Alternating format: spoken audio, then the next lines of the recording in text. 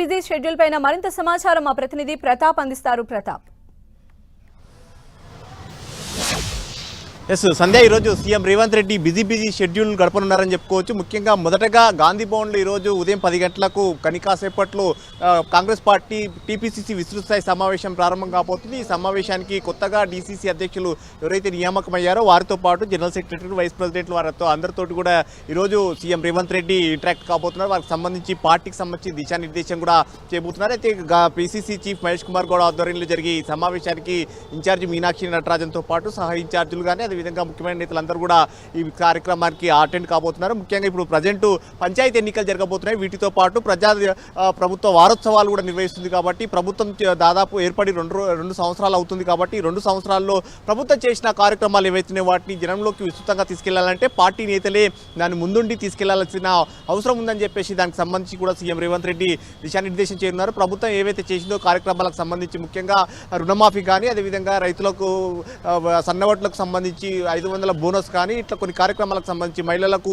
RTC ప్రయాణం కానీ అవి సన్నబియ్యం పంపిణీ కానీ అదేవిధంగా రేషన్ కార్డులు వీటన్నిటికి సంబంధించి ప్రభుత్వం చేస్తున్న అభివృద్ధి కార్యక్రమాలను అన్నిటి కూడా దిశానిర్దేశం చేయనున్నారు. వీటికి సంబంధించి జనంలోకి విస్తృతంగా తీసుకెళ్లి ప్రభుత్వం ఏర్పడి 2 సంవత్సరాల కాలంలో చేస్తున్న అభివృద్ధిని వివరించాలి, ప్రజలకు వివరించి. వీటితో పాటు పంచాయతీ ఎన్నికల్లో దాదాపు కాంగ్రెస్ పార్టీకి సంబంధించి సానుభూతి పర్లేదు దాదాపు 80%కు పైగా గెలుపొందాలని చెప్పేసి వారికి దిశానిర్దేశం చేయనున్నారు. మ్యాక్సిమం ఎక్కడ వీలైతే అక్కడ ఏకగ్రీవం అయ్యేటట్టుగా కూడా చూడాలని చెప్పేసి ఇప్పటికే పార్టీ నేతలకు కూడా చాలా క్లియర్ కట్గా చెప్పిన పరిస్థితి. కాబట్టి దానికి సంబంధించి కూడా కీ రోల్గా అంటే గ్రౌండ్లో పూర్తిగా పనిచేసే వ్యక్తులు జనరల్ సెక్రటరీలు కానీ అదేవిధంగా డీసీసీ ప్రెసిడెంట్లు చాలా కీలకం. కాబట్టి కొత్తగా నియామకమైన వారికి సర్టిఫికేట్లు ఇస్తారు. పాతగా డీసీసీలుగా పనిచేసిన వారికి అభినందనలు తెలుపుతూ వారికి కూడా సన్మాన కార్యక్రమం కూడా నిర్వహిస్తారు. దీనికి సంబంధించి కూడా గాంధీ భవన్లో పూర్తి ఏర్పాటు చేయడం జరిగింది. దీనికి సంబంధించి సీఎం రేవంత్ రెడ్డి రానున్న నేపథ్యంలో గాంధీ భవన్ వద్ద కూడా పోలీసులు పటిష్టమైన బందోబస్తు ఏర్పాటు చేయడం. అయితే మరి కాసేపట్లో 10 గంటలకు పీసీసీ చీఫ్ మహేష్ కుమార్ గౌడ్ ఆధ్వర్యంలో జరిగే ఈ సమావేశానికి సంబంధించి సీఎం రేవంత్ రెడ్డి దాదాపు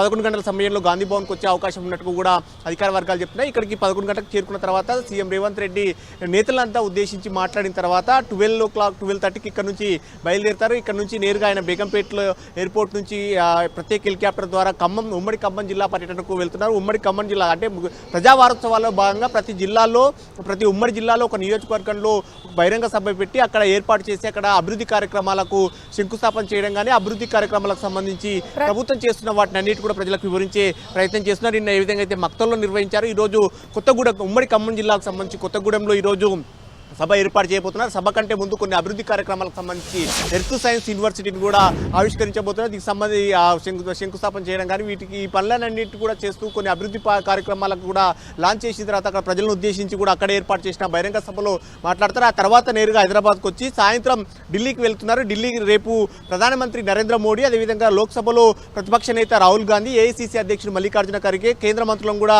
ఇన్వైట్ చేయాలని చేస్తున్నారు. ఈ నెల 8-9న గ్లోబల్ కాంగ్రెస్ ప్రభుత్వం ఏర్పాటు చేసిన ప్రతిష్టాత్మకమైన కార్యక్రమాలకు సంబంధించి అవి ఆహ్వానించాలని చెప్పేసి సీఎం రేవంత్ రెడ్డి నిర్ణయించారు. దీంట్లో భాగంగానే ప్రధానమంత్రి నరేంద్ర మోడీని కానీ అదేవిధంగా లోక్సభలో ప్రతిపక్ష నేత రాహుల్ గాంధీ వీరందరూ కూడా ఆహ్వానించడంతో పాటు ప్రత్యేకంగా కొంతమందిని పెద్ద మొత్తంలో వివిధ కంపెనీలకు సంబంధించిన నేతలను కూడా ఇక్కడికి ఆహ్వానించబోతున్నారు. దీనికి సంబంధించి చూసినట్టయితే ప్రభుత్వం రైజింగ్ తెలంగాణ ఒక ఏర్పాటు చేస్తున్న నేపథ్యంలో కానీ రైజింగ్ తెలంగాణలో భాగంగా ప్రతిష్టాత్మకమైన కొన్ని కార్యక్రమాలు చేయడం కానీ దీనికి సంబంధించి దాదాపు 2047 వరకు $3 ట్రిలియన్ ఎకనామీ సృష్టించే విధంగా కూడా ఏ విధమైతే చేస్తుందో దానికి సంబంధించి ఒక రోడ్ మ్యాప్ సంబంధించి కానీ ఫ్యూచర్ సిటీలో కార్యక్రమం చేస్తున్నారు. కాబట్టి దీనికి సంబంధించి కూడా ప్రధానమంత్రి నరేంద్ర మోడీని ఆహ్వానించాలని చెప్పేసి నిర్ణయించారు. ఈరోజు సాయంత్రం ఢిల్లీ వెళ్ళి రేపు ప్రధానమంత్రితో పాటు రాహుల్ గాంధీ ముఖ్యమైన నేతలందరూ కూడా రేపు ఆహ్వానించి మళ్ళీ నేరుగా హైదరాబాద్కు వచ్చిన తర్వాత రేపు ఉమ్మడి కరీంనగర్ జిల్లాకు సంబంధించి ప్రజెంట్ మంత్రి పొన్నం ప్రభాకర్ ప్రాతినిధ్యం వహిస్తున్న హుస్నాబాద్లో